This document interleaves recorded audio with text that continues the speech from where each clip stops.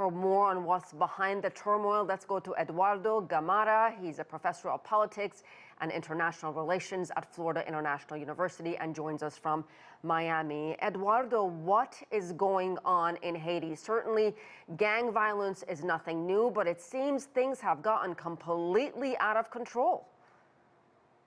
Well, it's sort of a continuation of the deterioration that Haiti has been going through, even before the assassination of President Jovenel Moïse. The institutional breakdown in Haiti, of course, is profound.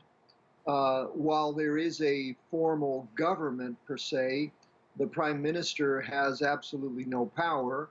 There is no police force to speak of capable of dealing with the violence.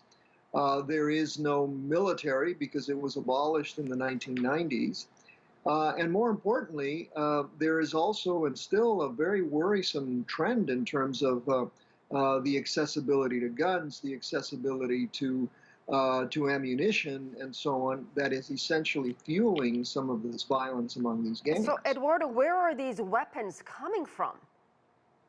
Well, it's a very interesting question. Just in the last week, the Haitian government, or whatever we could call the Haitian government, in fact, was able to arrest a Miami-based businessman and a whole group of people that were essentially taking high-powered rifles and assault weapons and a lot of ammunition.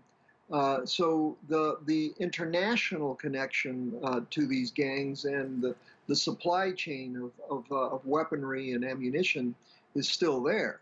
And unless that can be shut down, then of course these gangs are going to continue shooting at each other.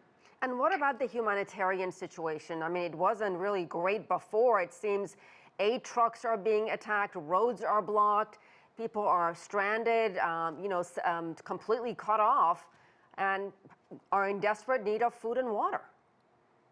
Well, it's probably accurate to say that that the real governing that occurs in Haiti is largely determined by the gangs. They control who leaves and who enters cities. They control, obviously, any kind of transportation from one part of the country to the other. So in that sense, it's fairly easy to see why it is so difficult to get humanitarian aid where it belongs.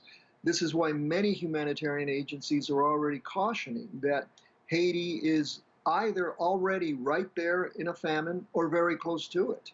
And if that's the case, then it'll be really the first country in Latin America to face a famine in many, many, many years. Absolutely heartbreaking. Eduardo Gamarra, thank you very much.